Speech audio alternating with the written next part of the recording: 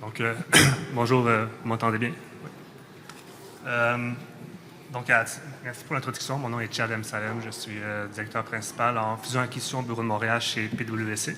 Je suis avec ma collègue Cindy Kassab en fiscalité privée. Donc, aujourd'hui, tel que mentionné, nous allons discuter des entreprises en difficulté financière, puis plus précisément, nous allons discuter des notions fiscales en lien avec les gains sur le règlement de dette. Donc, je pense que... Super. Donc, voici l'agenda de la présentation. Nous allons faire un overview un peu là, du contexte économique en lien avec les entreprises en difficulté financière. Nous allons faire un survol de l'article 80.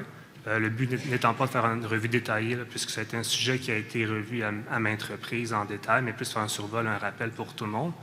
Nous allons effectuer 2 cas pratiques en lien avec l'application des règles de l'article 80, mais aussi en lien avec les entreprises en difficulté financière. Nous allons parler de certaines astuces afin de minimiser l'application de l'article 80, donc certains outils là, que chaque fiscaliste devrait avoir dans sa trousse.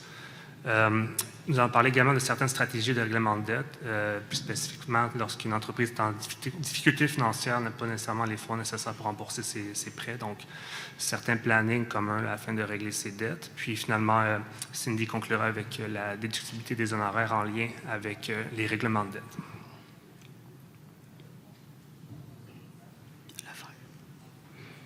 Voilà. Pardon. Donc, comme vous savez, les dernières années ont été difficiles pour plusieurs secteurs de l'économie, puis plus précisément en raison de la pandémie. Plusieurs entreprises ont dû emprunter afin de pouvoir continuer leur exploitation, puis ceci a causé des pressions sur leur trésorerie à 2 niveaux. Là, pour ceux qui ont emprunté à un taux fixe, comme vous savez, beaucoup ont emprunté à un taux plus faible qui seront renouvelés sous peu à un taux plus élevé. Puis les entreprises à taux variable, jusqu'au courant des années, avec l'augmentation de taux d'intérêt, ça a créé une pression sur les flux de trésorerie. Donc, de ce fait, il y a plusieurs entreprises qui ont, aux fins de financement, ont choisi de financer par voie d'équité, donc des financements par voie d'équité ou encore la conversion de dette en équité. Puis, ce seraient 2 sujets qu'on va discuter également aujourd'hui. Puis, le tableau ici que j'ai voulu mettre sur la page, c'est simplement pour montrer un peu l'impact de la pandémie qu'il y a eu sur les valeurs des transactions. Ça, c'est un peu le côté M&A en moi qui a voulu vous montrer, mais vous montrer en Q1, Q2 de 2020, l'impact que la pandémie a eu, oui, sur le nombre de transactions, mais aussi sur les valeurs des transactions. Donc, par la suite, on peut voir une augmentation du nombre de transactions puis les valeurs des transactions. L'augmentation, principalement, drivée, si vous voulez, là, par la diminution des taux d'intérêt. Puis, lorsque le taux d'intérêt a augmenté, on peut voir là, que parallèlement, les valeurs puis le nombre de transactions a diminué. Donc beaucoup de prêts auraient été effectués au moment où les valeurs étaient peut-être un peu plus élevées, puis ils seront probablement réglés avec des valeurs plus basses.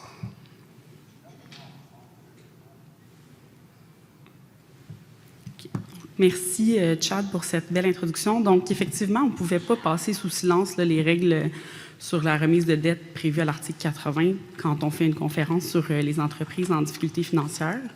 C'est sûr que, comme Chad l'indiquait, on ne va pas en faire une étude exhaustive aujourd'hui, là, mais on trouvait qu'il était pertinent de vous en faire un rappel. Donc, de façon simplifiée, les règles sur la remise de dette s'appliquent lorsqu'une dette commerciale est réglée pour un montant moindre que le principal de cette dette, ou même lorsqu'elle est réglée sans aucun paiement, ce qui peut arriver souvent dans le cas d'une entreprise en difficulté financière.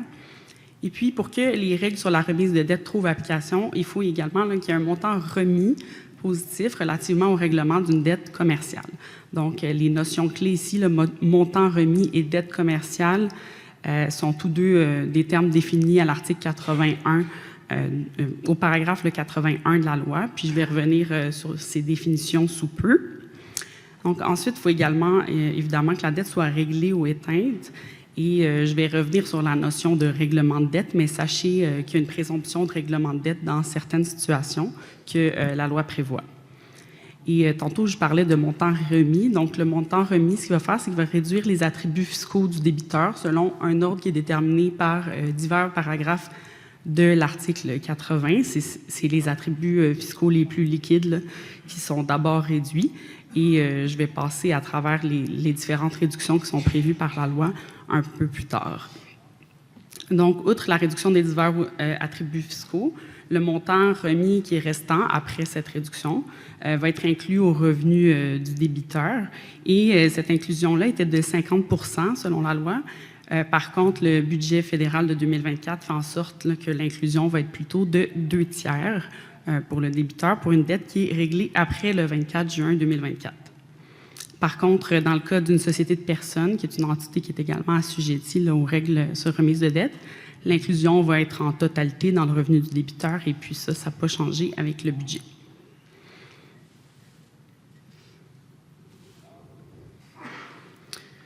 Donc, une dette commerciale, qu'est-ce que c'est? C'est défini au paragraphe 81 de la loi comme étant soit une créance commerciale qui est émise par un débiteur ou bien encore une action privilégiée de renflouement émise par un débiteur. Donc, aujourd'hui, on ne va pas aborder là, le concept d'action privilégiée de renflouement. Je vais m'attarder là, sur la notion de créance commerciale. Donc, une créance commerciale, c'est une créance sur laquelle un montant d'intérêt est ou serait déductible dans le calcul du revenu du débiteur, en ne tenant pas compte là, de certaines règles comme celle de la capitalisation restreinte, et puis si ces intérêts étaient payés ou payables par le débiteur en exécution d'une obligation légale. Donc, autrement dit, une créance pourrait être une créance commerciale même en l'absence d'une obligation de payer des intérêts. Ça a déjà été confirmé par la jurisprudence. Donc, il faut examiner le cas où il y aurait eu des intérêts sur cette dette. Est-ce que ceux-ci auraient été déductibles? Si la réponse est oui, la créance pourrait se qualifier de créance commerciale. Donc, par exemple, on peut penser à certaines dettes qui ne seraient pas assujetties aux règles de remise sur dette, puisque les intérêts ne sont pas déductibles. Donc, je pense notamment à l'argent emprunté dans un but autre que de gagner du revenu d'entreprise ou de bien, ou encore là, de l'argent emprunté pour acquérir une police d'assurance vie. Ça ne se qualifierait pas de créance commerciale. Donc, de plus, la dette doit être émise par un débiteur. Donc, le paragraphe 26 de l'article 248 va fournir une étendue là, de ce que constitue une obligation émise. Donc, ça inclut l'argent emprunté par un débiteur ou les montants qu'il est tenu de payer, sauf des intérêts, en contrepartie d'un bien acquis ou de services rendus. Puis, ça inclut également là, les obligations de payer des montants qui sont déductibles dans le calcul du revenu du débiteur. Donc, cette disposition fait en sorte notamment qu'une dette qui n'est pas documentée par un écrit peut donner application aux règles sur remise de dette tant qu'il y a une obligation légale du débiteur. Puis, ça fait aussi en sorte là, qu'une obligation de payer un montant qui ne serait pas déductible, là, comme une pénalité ou une amende, ça ne se qualifierait pas d'obligation émise. Et puis, on peut voir également là, que les intérêts sont exclus de la définition à 248-26. Par contre, sont visés là, à l'alinéa 82B de la loi, donc les intérêts sont assujettis également là, aux règles de l'article 80.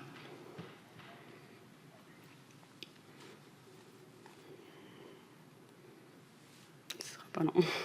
Donc, outre le fait qu'il y ait une dette commerciale, là, il faut que cette dette... oups, j'ai été trop vite.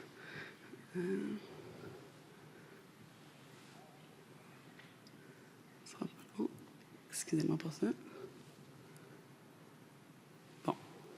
Donc, outre qu'il faut qu'il y ait une dette commerciale, il faut que celle-ci soit réglée. Donc, l'alinéa 82A de la loi indique que la dette est réglée au moment où elle est réglée ou éteinte, autrement que par legs ou héritage, ou autrement qu'en contrepartie de l'émission d'une certaine valeur mobilière exclue. Mais encore, c'est quoi une dette réglée? La loi ne fournit pas de définition. Par contre, on peut se référer là, au principe jurisprudentiel. Il y a une trilogie là, des années 90. Donc, essentiellement, là, une dette est réglée lorsqu'il y a une réduction ou une cessation définitive et exécutoire des obligations du débiteur. Et la loi prévoit certains cas où la dette est présumée réglée, c'est-à-dire dans le cas d'un remisage de dette, qui est également là, appelé, qui est connu là, sous le nom de Debt Parking Rules. Ça, c'est prévu au paragraphe 80.016, 7 et 8. Et il y a également présomption de règlement de dette dans le cas de fusion et liquidation en vertu des paragraphes 80.01, 3 et 4 de la loi. Et enfin, dans le cas d'une dette prescrite, elle va être également présumée réglée selon le paragraphe 80.01, 9.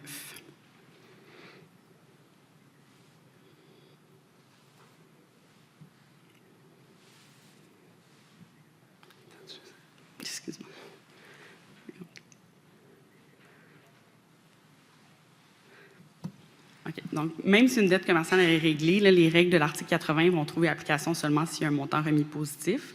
Donc, c'est ce montant remis qui va ensuite réduire les attributs fiscaux du débiteur. Et le montant remis est défini au paragraphe 81 comme étant la formule A moins B, où A représente le moins élevé du montant pour lequel la dette a été émise ou le principal de la dette. Et ensuite, là, avec l'élément B, le montant remis est réduit des paiements effectués par le débiteur, ainsi que certains autres montants, là, donc ceux qui valent un peu la peine d'être mentionnés, le principal d'une dette exclue. Une dette exclue, c'est quoi? C'est également défini au paragraphe 81, donc je vous y réfère, mais un exemple d'une dette exclue serait un prêt en amont qui est fait par une société étrangère affiliée, qui serait inclus au revenu via le paragraphe 90.6 de la loi. Et un autre élément là, qui convient de souligner, c'est lorsque le débiteur est un particulier failli, le principal de la dette là, va venir réduire le montant remis. Donc, ça donne un montant remis qui est nul et il n'y aura pas d'inclusion au revenu du débiteur. Mais à noter là, qu'avant le budget fédéral de 2024, il n'y avait pas la précision que le débiteur devait être un particulier. C'était simplement le débiteur failli. Donc, les sociétés en faillite là, pouvaient éviter l'application de l'article 80 puisque leur montant remis était également nul. Mais là, puisque certaines sociétés manipulaient leur statut de faillite, le budget fédéral 2024 a étendu l'application de l'article 80 aux sociétés en faillite. Et cette nouvelle proposition du budget s'appliquerait là, aux procédures de faillite entamées à compter du dépôt du budget, donc le 16 avril 2024. Par contre, il faut garder à l'esprit là, que les sociétés en faillite vont pouvoir, si elles sont insolvables, bénéficier de la déduction pour insolvabilité dont je vais vous parler sous peu, à 61,3, qui va venir compenser l'inclusion au revenu du débiteur.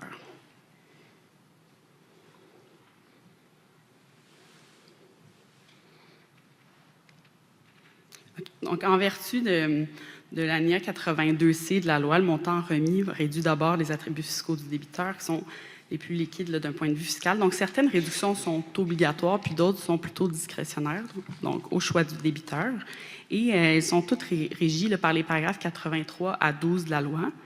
Donc, d'abord, le montant remis réduit obligatoirement dans cet ordre-ci les pertes autres qu'en capital des années antérieures pouvant être reportées prospectivement, selon 83, et les PDTPE et les pertes en capital net des années antérieures. Donc, ça, c'est selon le paragraphe 84. Donc, la réduction des pertes ne peut pas excéder le solde de pertes applicable, qui est également défini au paragraphe 81 de la loi. Une fois que la réduction sous les paragraphes 83 et 4 de la loi a été effectuée, au choix du débiteur, le montant remis restant va pouvoir réduire ensuite, dans n'importe quel ordre, le coût en capital des biens amortissables en vertu du paragraphe 85 et les dépenses liées aux ressources selon le paragraphe 88. Donc, lorsqu'il y a une désignation maximale qui aurait été effectuée sous ces deux paragraphes-là, au choix du débiteur, le PBR des immobilisations peut être réduit le PBR des immobilisations autres qu'amortissables peut être réduit dans un ordre précis. Puis, je vous réfère en fait au paragraphe 89 à 91 de la loi pour établir l'ordre de cette réduction. Et enfin, en vertu du paragraphe 92, le montant remis restant après ces réductions-là sera réputé être un gain en capital qui réduit la perte en capital de l'année courante. Et ça, c'est sous condition que la désignation maximale sous 85, 8 et 9 ait été effectuée. Les désignations maximales sous 90 et 11 ne sont pas requises là, pour passer à la réduction sous 92.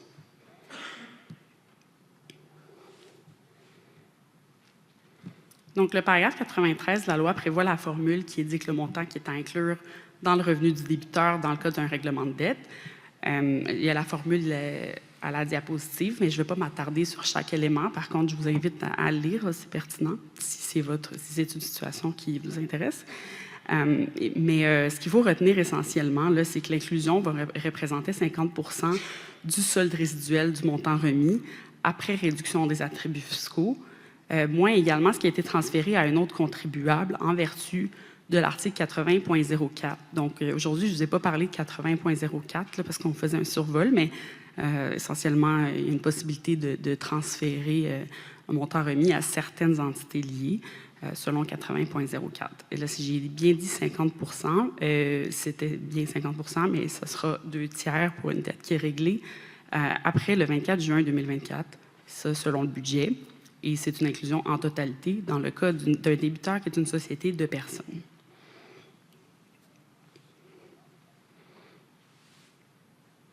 Donc, pour venir pallier à cette inclusion au revenu du débiteur, il y a une déduction compensatoire qui est disponible pour une société insolvable qui réside au Canada.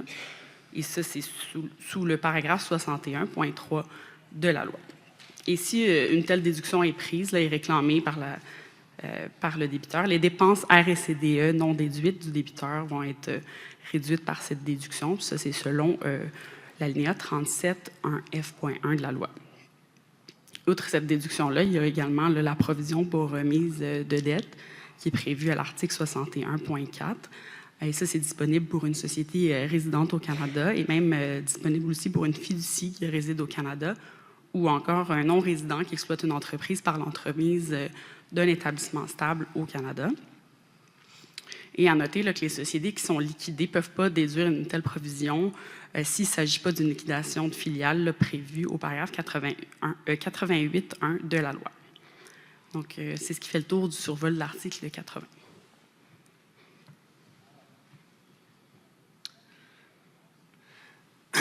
Merci Cindy pour ce bref cours accéléré sur l'article 80. Donc, dans les prochaines slides, on va parler de 2 cas pratiques en lien avec les entreprises en difficulté financière. Le premier cas pratique, c'est un cas que personnellement j'ai vu 2 fois cette année, puis on a cru intéressant de partager avec le groupe en lien avec une entreprise en difficulté financière. Donc, les faits sont comme suit. Pubco, qui est une compagnie publique, détient 100% d'une société de Perteco. Pubco a effectué un prêt sans intérêt de 200 $ à Perteco historiquement dans le passé, bien sûr. Perteco a une JVM négative, puis ça a été le cas aussi au moment de l'action de contrôle de Pubco. Donc, de ce fait, en vertu 111.4, selon les règles de l'action de contrôle, le PBR du prêt a été réduit de 0. Les attributs fiscaux de Perteco sont les suivants. Perteco a un solde de perte autre qu'en capital de 100 $, n'a pas de perte en capital, et a un solde de FNAC, donc de fraction d'amorti du compte capital de 100 $ avec une JVM de 0. Donc, la mise en situation est que Pubco souhaite vendre les actions de Perteco à un tiers. De ce fait, puisque, par exemple, c'est un cash-free, debt-free, il y aura Pubco décide de régler le prêt, donc il décide d'annuler le prêt, à vrai dire. Donc, selon 82G.1, étant donné que Perteco a une valeur négative et malgré l'annulation du prêt, la valeur n'excède pas nécessairement le montant du prêt. Donc, 82G.1 s'appliquera. Il y aura gain sur le règlement de dette du plein montant de 100 $. Donc, ici, les 2 alternatives qu'on voulait discuter, là, ce sont les suivantes. Donc, la première alternative, c'est si Perteco, au moment du gain de règlement de dette, décide d'utiliser tous ses attributs fiscaux pour compenser le montant remis. Quel sera le résultat? Puis, quel est le résultat si Perteco décide de ne pas utiliser tous ses attributs fiscaux, donc par exemple de ne pas utiliser son solde de FNAC, mais plutôt de bénéficier de la déduction pour amortissement réputé selon 111.4, étant donné l'action de contrôle et une JVM négative, une JVM nulle et une FNAC de 100 $.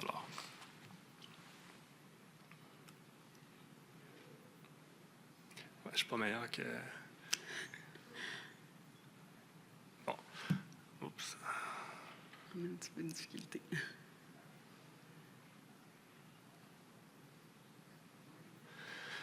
OK. Donc, le tableau de gauche, dans le fond, point de vue illustratif, vous montrer un peu les différentes conclusions. Donc, scénario A, montant remis de 200 $ comme discuté, réduction du solde de perte autre qu'en capital de 100 $, réduction sous 85 du montant du solde de FNAC. Donc, dans le cas présent, inclusion revenu à 93 de 0, donc bien entendu aucun revenu imposable. Dans la deuxième colonne du tableau de gauche, montant remis de 200 $ également. Dans ce cas-ci, réduction obligatoire comme mentionné par Cindy du solde de perte autre qu'un capital de 100 $. Donc, solde sujet à 93 de 100 $. Donc, si on applique le taux d'inclusion, par exemple, de 2/3. On arrive avec un montant inclus au revenu si vous voulez, de 67 $. Cependant, ici, étant donné l'élection de contrôle, il y a un amortissement réputé à 111,4, donc une déduction si vous voulez, de la dépense courante là, de 100 $, ce qui fait également qu'il y a un revenu imposable de 0. Puis, ce qui est intéressant, c'est le solde, c'est le tableau à droite afin de comparer les deux alternatives. Là. Dans le fond, dans le cas où il n'y aurait pas nécessairement de planification ou de discussion qui ont été faites au niveau de la valeur là, des actifs amortissables, ben, il n'y a aucun revenu imposable, certes, mais la valeur des attributs fiscaux est nulle également. Sauf que d'un point de vue de vendeur, il n'y a pas vraiment de différence. D'un point de vue ASHTOR, si on regarde le scénario B, étant donné que le PERTCO a pu bénéficier d'une dépense courante additionnelle, mais PERTCO se trouve avec une perte haute qu'en capital disponible, puis bien entendu, sujet aux règles d'action de contrôle et de restriction des pertes. Mais quand même, d'un point de vue planning, c'est un bel exemple que, même d'un point de vue acheteur, d'un point de vue vendeur, une planification en amont là, des règles de gains sur de dette peut être intéressante.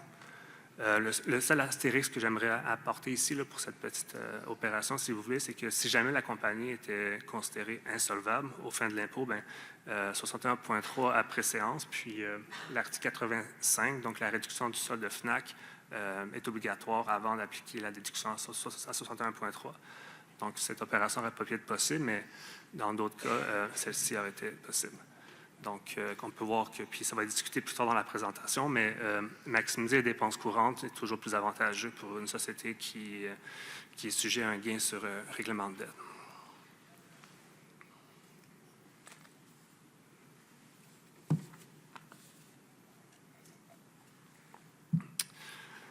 Le deuxième cas, en fait, c'était ce cas-ci, c'est vraiment pour illustrer un peu l'incertitude en lien avec les dépenses R&D puis les crédits dans une situation où un contribuable veut se baser sur ses dépenses R&D, son solde de dépenses R&D reporté pour réduire son montant remis s'il y a gain sur règlement de dette.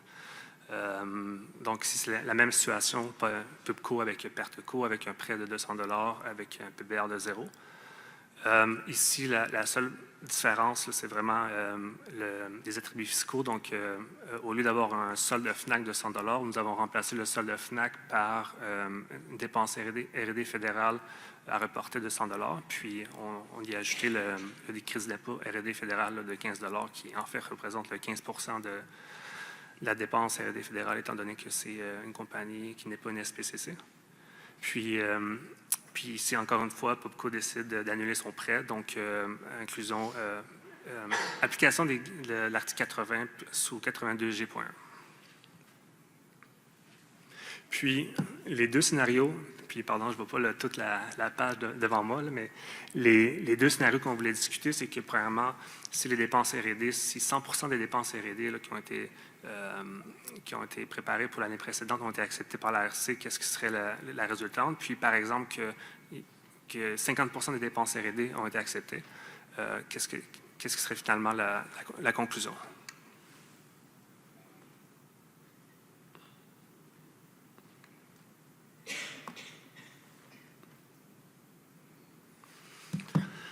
Okay. Donc, on va prendre la même formule. Si on commence avec le tableau de gauche, la première colonne, donc montant remis de 200 $, réduction du solde de perte haute qu'en capital, puisque c'est une réduction obligatoire. Donc, solde sujet 93 de 100 $, inclusion revenu aux 2/3 de 67. Puis ici, dépense de la R&D, la dépense complète là, de 100 $ est appliquée, juste pour aux fins d'illustration. Dans le scénario D, on prend le même scénario, cependant, si 50% des dépenses R&D sont refusées, ce 50 $, par exemple, dans ce cas présent, sera transformé en perte haute qu'en capital, donc réduction du solde du montant remis de 150 à l'alinéa 83. Donc, on arrive avec un solde sujet 93 de 50 $. Donc, inclusion revenu aux 2/3, puis on applique la dépense R&D fédérale de 50. Donc, encore une fois, pour comparer les deux scénarios, on peut se référer au tableau de droite. Dans le fond, ce qu'on peut voir, c'est que le fait est que si un contribuable se base sur ses dépenses R&D, puis Ici, on peut se baser, par exemple, sur un contribuable qui a un UTP dans ses états financiers par rapport à ses dépenses R&D, puis décide quand même de prendre le plein montant de dépenses R&D pour appliquer contre son montant remis. Il y a une incertitude. Dans le cas présent, il n'y a pas de revenu imposable, donc il n'y a pas d'impôt à payer, mais c'est à considérer. Puis, l'autre thème qu'on voulait souligner, c'est qu'ici, on parle seulement du crédit, de la dépense fédérale, mais se rappeler que dans un contexte de non-SPCC, le crédit au Québec est remboursable. Donc, ça crée un certain mismatch dans l'éventualité où un contribuable va se baser seulement sur ses dépenses R&D pour compenser un montant remis.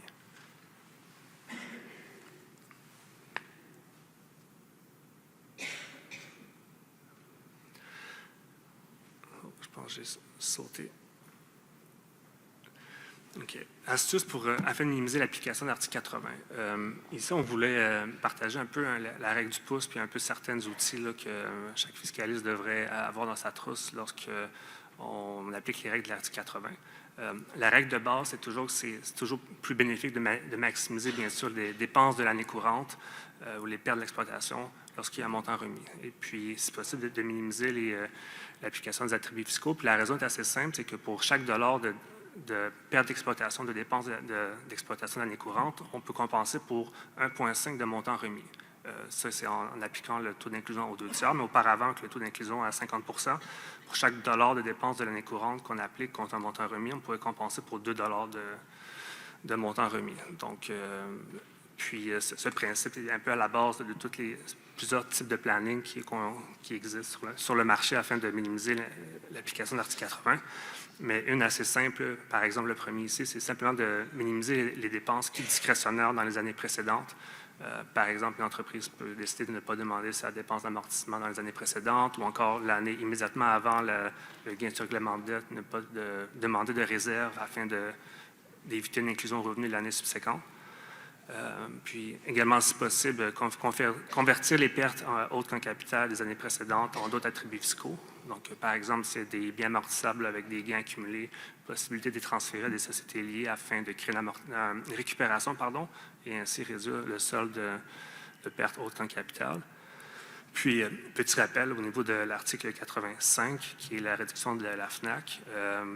Celle-ci, comme Cindy a mentionné, c'est une réduction discrétionnaire, mais aussi les catégories d'actifs, catégories d'amortissement est aussi discrétionnaire. Donc, toujours plus avantageux de réduire une catégorie d'amortissement avec un taux d'amortissement plus faible, donc en premier. Donc, par exemple, on peut penser à la classe 14.1 avec un taux d'amortissement de 5 %. Donc, peut-être plus avantageux de réduire cette classe-là, cette catégorie-là, avant, par exemple, la catégorie 12 qui était à un taux d'amortissement de 100 %. C'est évident, mais simplement pour le mentionner.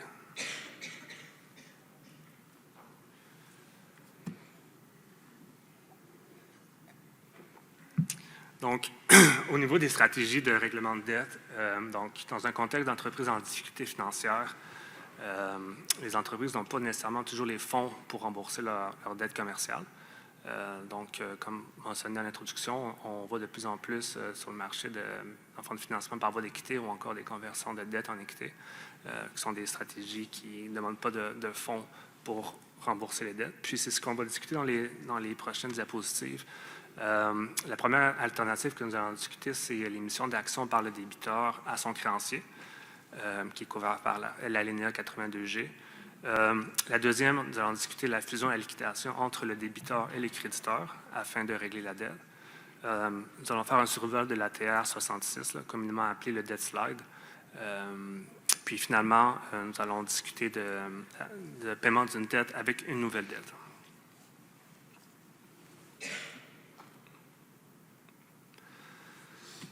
Donc, la première alternative au niveau des stratégies qu'on voulait discuter, qui est assez commun sur le marché, le premier, c'est l'émission d'actions par le débiteur à son créancier. Donc, selon 82G, le montant qui va être réputé payé par perte co dans le cas présent va être égal à la JVM des actions émises au moment qui sont émises. Donc, il y aurait application de l'article 80 si la JVM des actions émises serait plus basse en fait que le montant ou le principal de la dette. Donc, ici, on peut comprendre qu'un point crucial là, dans le 82G, c'est la JVM des actions émises, puis au moment auquel elles ont été émises. Dans un contexte de transaction avec un tiers, on s'entend que c'est plus simple de connaître la valeur des actions puisqu'il y a un tiers d'impliqué, mais dans un contexte de société liée, ça peut être plus indécis. Dans un contexte où il y a une incertitude au niveau de la valeur des actions de perte co, il peut être recommandé ou astucieux d'inclure une clause de réajustement de prix dans les statuts des actions émises. Puis, à titre de petite planification, la raison pourquoi on a mis Profico sur la page, c'est que dans le cas présent, si par exemple la valeur des actions émises par Perteco sont insuffisantes pour régler, à vrai dire, la dette, sans l'application de l'article 80, il pourrait être astucieux, puis bien sûr, si possible, de fusionner Perteco et Profico. Puis par la suite, si fusion co, sa valeur est suffisante, l'émission d'actions pourrait venir régler la dette sans l'application de l'article 80. Puis lorsqu'on parle d'émission d'actions, bien entendu, il faut garder en tête les règles d'action de contrôle. Dans un contexte de société liée, c'est peut-être moins applicable, mais lorsqu'il y a un tiers qui détient une dette, toujours à considérer. On peut penser à 256.1, qui est listé sur la page, lorsqu'une des actions sont émises à un créancier, par exemple, puis que plus de 75% de la valeur des actions ou de toutes les catégories sont détenues par ce tiers. Puis bien sûr, il y a d'autres règles, des règles de fait également dans tout ça, mais à considérer au niveau des règles d'action de contrôle. Puis, finalement, un petit rappel au niveau de la RGAE, de la règle générale anti-évitement. Dans le cas présent, si Perteco décidait d'émettre des actions à GESCO contre de l'argent et que Perteco prenait l'argent pour rembourser le prêt, ceci pourrait être considéré, selon les faits, là, comme sujet au RGAE. Donc, ça a été couvert également par plusieurs positions de l'agence. Donc, simplement un petit rappel pour nous. Puis, vas-y. Merci. Donc, une seconde alternative là, dont il y a été mention déjà dans la première, là, comme à titre d'étape préalable, ça serait de constituer, en fait, de procéder là, à une fusion ou à une liquidation. Puis, l'objectif derrière, là, c'est pour bénéficier de la présomption de règlement de dette au coût, puis éviter ainsi là, de déclencher l'application des règles sur remise de dette, parce que ça va créer un montant remis qui est nul. Donc, dans le cas de la fusion, la présomption de règlement de dette au coût et d'application automatique là, avec 80.013, alors que dans le cas d'une liquidation, pour bénéficier de cette présomption de règlement de dette au coût, il faut produire un choix là, dans un formulaire prescrit selon 80.014. Il faut noter là, également que dans le cas d'une fusion, le coût indiqué de la dette va être augmenté du montant des intérêts impayés qui ont été inclus dans le revenu du créancier, là, à condition que le créancier n'ait pas déduit ces intérêts-là à titre de créance irrécouvrable. Et outre là, les règles de l'article 80, là, quand vient le temps de choisir entre une fusion et une liquidation, on peut penser, là, en fait, il faut garder à l'esprit là, que le moment de disponibilité des pertes va différer. Donc, à la fusion, les pertes des sociétés remplacées peuvent être utilisées immédiatement à la fin de la première année d'imposition, tandis qu'à la liquidation, les pertes de la filiale peuvent uniquement être réclamées par la société mère dans le cadre de la première année d'imposition après le commencement de la liquidation de la filiale. Donc, on voulait également là, aborder comme troisième alternative le fait d'effectuer des opérations de transfert de dette, donc on appelle également debt slide. Et l'objectif derrière, c'est de régler une dette intersociété en évitant l'application des règles sur remise de dette. Donc, c'est une stratégie là, qui est également connue sous le nom de l'ATR 66. C'était en fait le nom de l'ancienne décision anticipée, d'où elle provient. Et l'ATR 66 a été annulée depuis, mais il n'y a pas eu de changement à cet effet-là dans la politique de l'ARC. Donc, pour l'illustrer, là, prenons la situation suivante. Une société à perte, Perteco, est détenue par une société de gestion, GESCO, et puis Perteco a une dette envers GESCO, dont la JVM, là, pour notre exemple, est de 1 million de dollars et le coût est de 10 millions. Donc, si la dette entre GESCO et Perteco était réglée sans aucun paiement, cela aurait créer en fait un montant remis pour perte-co de 9 millions de dollars et donc une inclusion dans son revenu. Et alors que si on passe plutôt là, par la technique de l'ATR 66, on va procéder avec les étapes suivantes. Donc, PerteCo constitue une filiale co. Ensuite, GESCO transfère la dette à Intersociété à Filialco, la société qui vient d'être constituée, à la JVM, donc à 1 million de dollars. Et ensuite, la Filialco est liquidée dans PerteCo. Puis, là, comme je vous ai mentionné, il faut faire un choix pour qu'il y ait une présomption de règlement de dette au coût quand on passe par une liquidation, donc en vertu de 80,014. Sinon, on aurait pu également là, passer par une fusion. Et les conséquences de ces opérations-là, ça va faire en sorte que la perte en capital va être refusée pour GESCO, le créancier, puisqu'il s'agit d'une disposition de dette en faveur d'une personne qui est liée. Donc, c'est en vertu de 42.1 que la perte en capital va être refusée. Et le PBR de la créance pour GESCO va être augmenté de la perte en capital refusée. Donc, dans notre exemple, 9 millions. Et ça, c'est selon 53.1F11. Et comme je l'ai mentionné à plusieurs reprises, en fait, dans le cas d'une liquidation, puisqu'on a fait le choix, la dette va être réputée être réglée au coût, donc à 10 millions, immédiatement avant la liquidation. Donc, GESCO, ici, perd la perte en capital latente sur le prêt, mais PERCO n'est pas sujette à un gain sur règlement de dette, puis on n'empiète pas sur ses attributs fiscaux. Donc, il vaut... Ça peut être pertinent là, de mentionner aussi la règle générale anti-évitement dans ce cas-ci, c'est-à-dire que là, il y avait une décision anticipée, la TR 66, donc l'ARC n'appliquait pas la RGAE sur ce type d'opération. Mais là, puisqu'il y a eu des nouveaux changements là, à la règle générale anti-évitement, ça va être intéressant de suivre la suite des choses. Évidemment, là, c'est sûr que l'ARC indiquait que des opérations qui étaient déjà acceptées par l'agence ne devraient pas être touchées, mais ça valait la peine d'être mentionné. Donc, je vais passer à la 4e alternative. Donc, il arrive souvent là, dans le cadre d'une restructuration de dette qu'on va remplacer une dette par une nouvelle dette carrément, un nouveau prêt. Donc, au niveau fiscal, l'alinéa 82H indique que lorsqu'une nouvelle dette est émise à l'encontre de la première dette, le débiteur va être réputé avoir payé un montant égal au principal de la nouvelle dette pour régler la dette originale. Donc, en pratique, en fait, c'est que ça permet aux débiteurs en difficulté financière de restructurer la dette existante avec des conditions plus favorables, notamment la réduction d'un taux d'intérêt ou prévoir un nouveau calendrier de paiement plus avantageux, sans avoir à s'inquiéter de déclencher un gain sur remise de dette, à condition que le principal du nouveau prêt soit le même que la dette originale. Donc, au niveau du créancier, ça va avoir pour effet de réduire sa perte en capital en raison de l'alinéa 42.2. Et puis, le montant de réduction de la perte va être ajouté au PBR de la nouvelle créance pour le créancier sous l'alinéa 53.1F.12 de la loi. Et enfin, pour terminer, dans le cadre d'une restructuration de dette, une entreprise encourt divers frais, dont des honoraires professionnels. Donc, c'est pertinent d'évaluer si plusieurs coûts sont déductibles dans le revenu de l'entreprise ou pas. Et puis, pour ça, là, je voulais mentionner certaines dispositions pertinentes, comme le paragraphe 18.9.1 de la loi.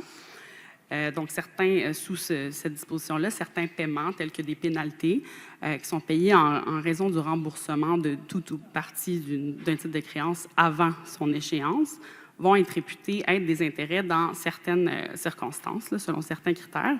Donc, ils seraient, par le fait même, déductibles à titre d'intérêt. Donc, sans cette disposition-là, les paiements ne seraient pas déductibles, par exemple, sous 20.1c, parce que, selon les tribunaux, ça ne se qualifie pas d'intérêt au sens légal. On pourrait peut-être bénéficier d'utiliser 18.9.1 si ça s'applique dans notre situation. Donc, aussi, selon l'alinéa 21E, il y a la possibilité d'amortir sur une période de 5 ans certains frais d'emprunt, puis le plein montant peut être déduit dans l'année où la dette est réglée ou éteinte, si elle est réglée avant l'échéance de la période de 5 ans. Puis, il a été confirmé par une interprétation technique qu'une société en faillite peut se prévaloir de la déduction de 21E. Et pour terminer, là, il y a l'alinéa 21E.1 qui permet de déduire dans l'année où sont engagés certains frais annuels relatifs aux emprunts. On pense à des frais de garantie ou des honoraires d'agents de transfert. Donc, autant sous 21E que sous l'alinéa E.1, il faut là, que l'argent soit emprunté pour gagner du revenu de biens ou d'entreprise, évidemment. Donc, c'est ce qui conclut notre présentation. Merci beaucoup d'avoir écouté. Bon cocktail.